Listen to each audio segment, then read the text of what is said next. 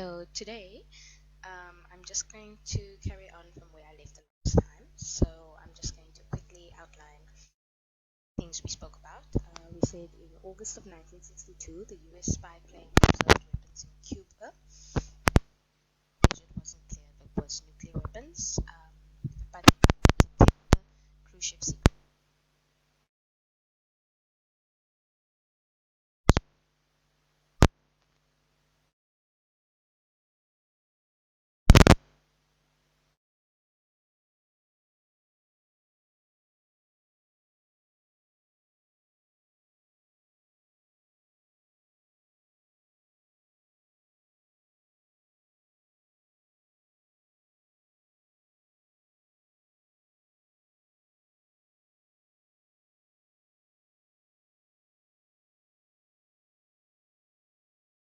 The Soviet government and screwed up on nuclear missiles and military and such.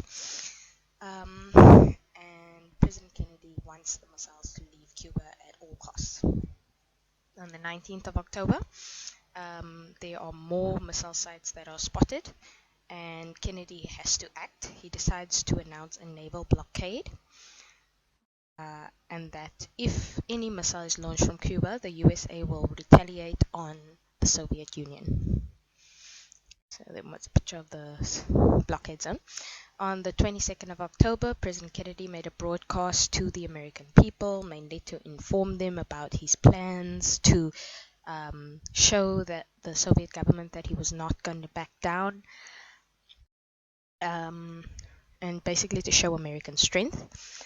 On the 23rd of October, the Soviet government responds saying it's simply helping Cuba to defend itself because USA actually already interfered with Cuba when they had that Bay of Pigs invasion in the 1950s. On the 24th of October, the blockade was in place and 25 Soviet ships are on their way to Cuba. This is a broadcast. I'm going to put the link to this in the description of this video so you can watch it yourselves. And this was basically the broadcast that President Kennedy made to the American people. Right. So on the 24th of October, the Soviet ships stopped in the middle of the Atlantic. One oil tanker was allowed through without being searched, and the rest were turned back. And on the 26th of October, Khrushchev is the one that blinks first. Remember I told you that little analogy of we are eyeball to eyeball, and I think the other fellow just blinked. So both America and the Soviet Union did not want to stand down, and on the 26th of October, Khrushchev is the first one to blink, saying he's ready to make some sort of agreement. The letter says that they will withdraw the missiles from Cuba if Kennedy promised not to invade Cuba. And this aligns with their theory of we are here to defend Cuba. So this was sent in the morning, and then later that same day, a second message arrived, obviously because Khrushchev realized he's not getting a lot out of this if all he is asking to remove the missiles is that the USA promises not to invade Cuba. So the second message was more aggressive in tone, and it basically was an ultimatum. Now the word ultimatum means you are basically given a choice, but it's not really a choice. So it's like your mom would say to you, clean your room or get out of my house. Like, obviously you're going to choose to clean your room because you don't want to get out of the house. If you are kicked out of the house, you're going to be homeless. So it's a choice, but it's not really a choice. And the USSR makes this ultimatum that they will only remove the missiles from Cuba if the USA remove theirs from Turkey. So now President Kennedy is in a bit of a pickle. He needs to decide which letter is he going to respond to. He needs to decide if he decides to remove the missiles from Turkey, he is risking making himself and the USA look weak. He's taking away their military advantage. So it looks like the first letter is probably the better one to respond to. So basically, Kennedy had three types of people in XCOM. the doves, the hawks, and I can't remember what the third one was for, but they were telling him he mustn't give in to Soviet demands at the point of a gun because they felt like they were being forced to do these things. And if they do it because the Soviets said they have to do it, it makes them look incredibly weak. It makes it look like they are the ones that are standing down. So they wanted to avoid that at all costs. The Doves were more on the peaceful side, trying to negotiate with the Soviets, trying to come to a better solution. So by the 26th of October, it really looked like the world was on the brink of nuclear war, and President Kennedy had very, very little time to decide what he wanted to do.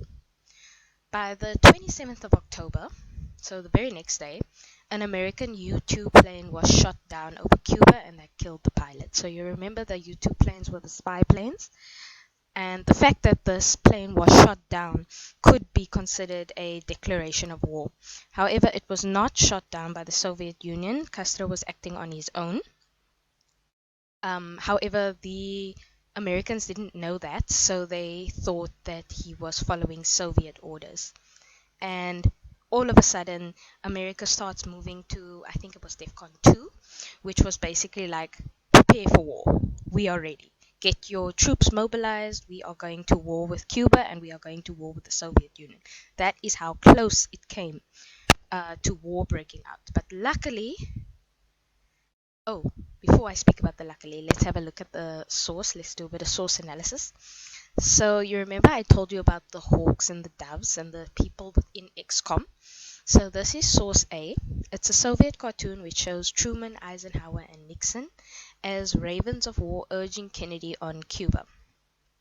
So let's have a look at what we can see, as we should usually do with visual sources like this. Firstly, we see that there is land here. We can infer that this little island here is Cuba. Okay, it also says over there Cuba, but it's written in Russian because this is a Russian cartoon. You can see they've got a magnifying glass.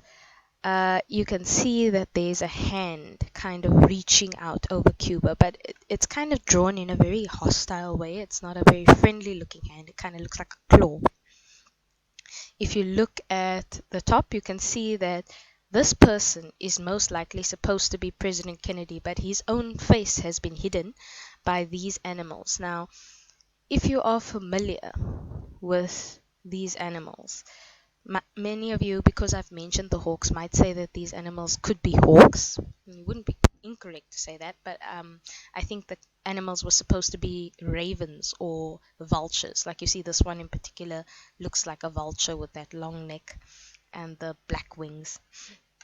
So what are ravens and vultures known for? They're known for basically picking on the dead carcass of other animals, and ravens in particular are known for theft and thievery, and they are also an omen of death. So a bit of English here. But basically these animals are a metaphor for death, bringing death to Cuba. And the fact that President Kennedy's face is hidden shows that his voice is not really being heard. It's just these ravens and these vultures that are trying to get their claws into Cuba. Alright, so let's move along. Over here are some questions. I am not going to focus on them. You can write the answers to these questions in the comments if you like, or you can do the answers to these questions in your book. Let's just go through them quickly before I skip ahead to the next section. Refer to the cartoon and answer the following questions. Explain the messages being conveyed in the cartoon. Use the visual clues in the source to support your answer. Now, this is a very popular question that you will get in the exam. It's usually about 4 marks. So you have to basically say 2 things. What I encourage my students to do is the first thing you say will be the message of the cartoon.